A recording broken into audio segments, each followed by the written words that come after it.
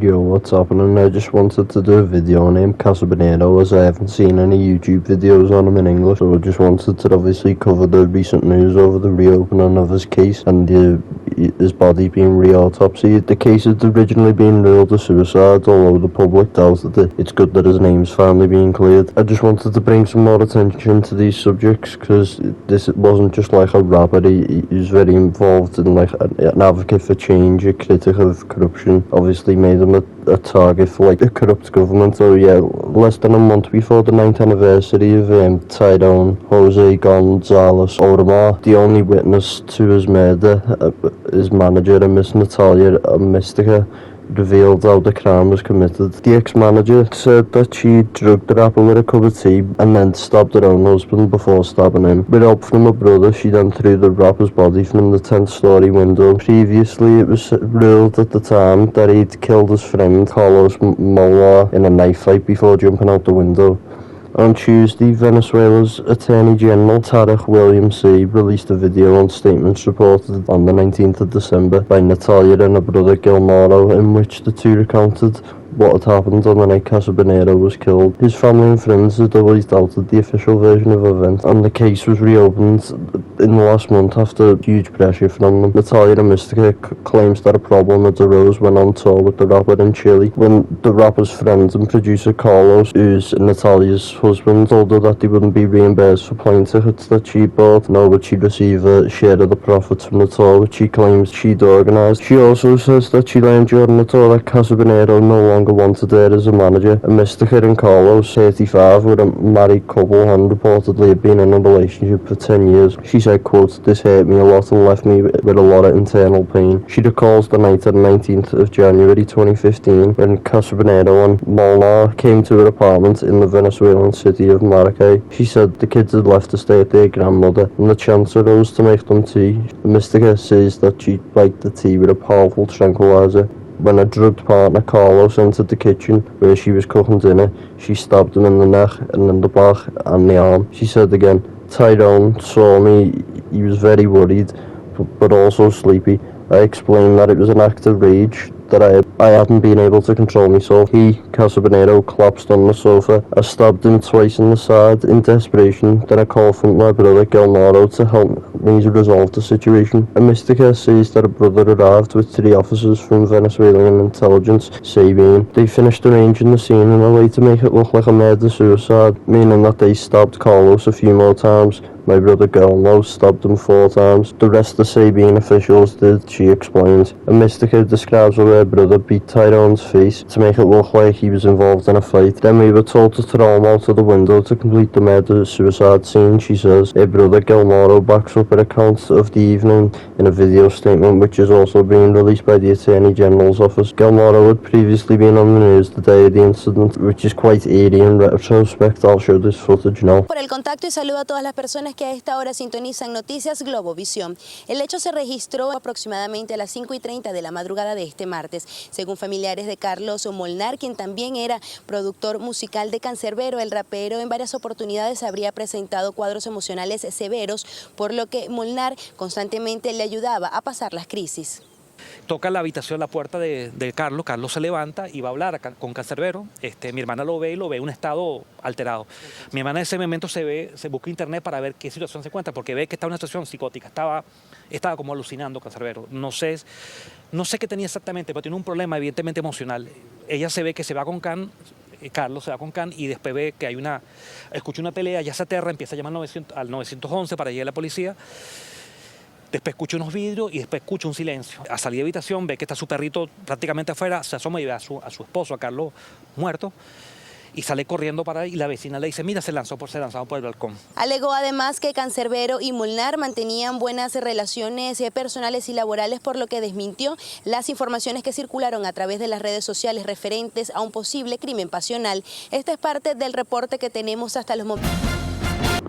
We lifted the body between the two of us and threw it, he says. At the moment, him and his sister from the rapper from the balcony. He alleges that the forensic detectives quickly remarked on the fact that the scene appeared manipulated. They told me, if you want us to collaborate, it'll cost you $10,000. Given the circumstances, he agreed, he says, describing how the officials from the forensic service helped him and his sister tamper with evidence. Venezuela's Attorney General Tarek William Saab said that warrants have been issued for several of the Sabine officers who were in the scene, as well as forensic pathologists and 2 investigators with the prosecution's office involved in the subsequent investigation. But honestly, what's happened so far, do we really trust these people to even investigate themselves? It's to the point I'd just suggest a third party needs to come in at this point. The government clearly can't manage itself. Yeah, that 6 people were already in custody with more being sought out, so yeah, all in all, it's a pretty fucked situation, and we're definitely not getting the whole truth. I think most of the public at this point accepts the fact that the government are a lot more involved than leading us to believe. So firstly, I just want to talk about this video. It feels scripted. How does she remember the specific details so well? Like when she says she did it out of an act of rage, you shouldn't remember it in that detail 8 years later. It just feels like there's a greater power behind this. Secondly, serving someone tea, it's not like you're trying to kill Putin.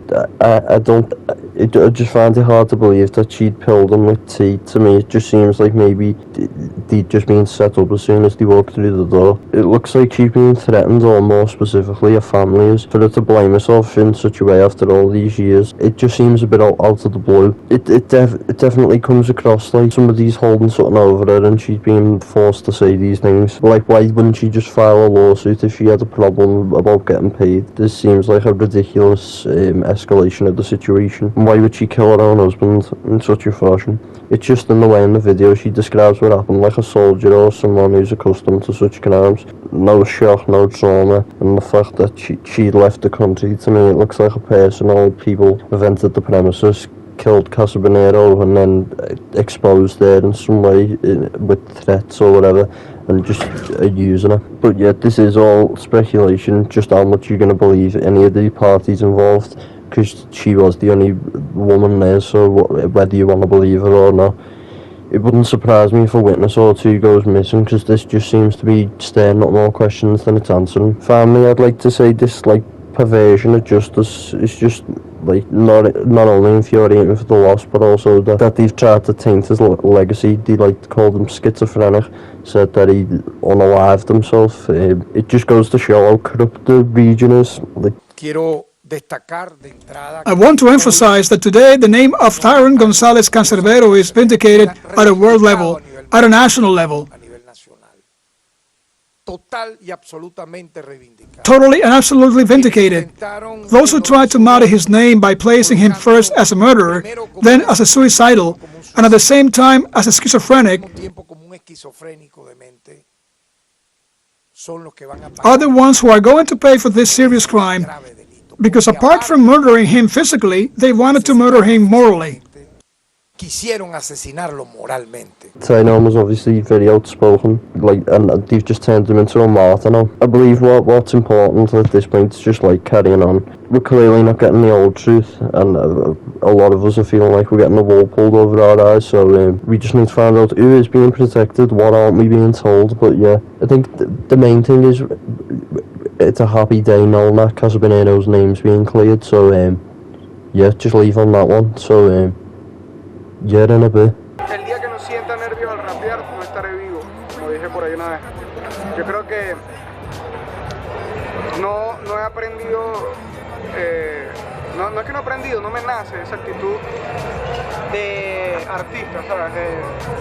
De esa gente que es demasiado carismática con la gente, no me cuesta. Y siempre estoy como que tímido cuando veo tanta gente, suelo ser introvertido.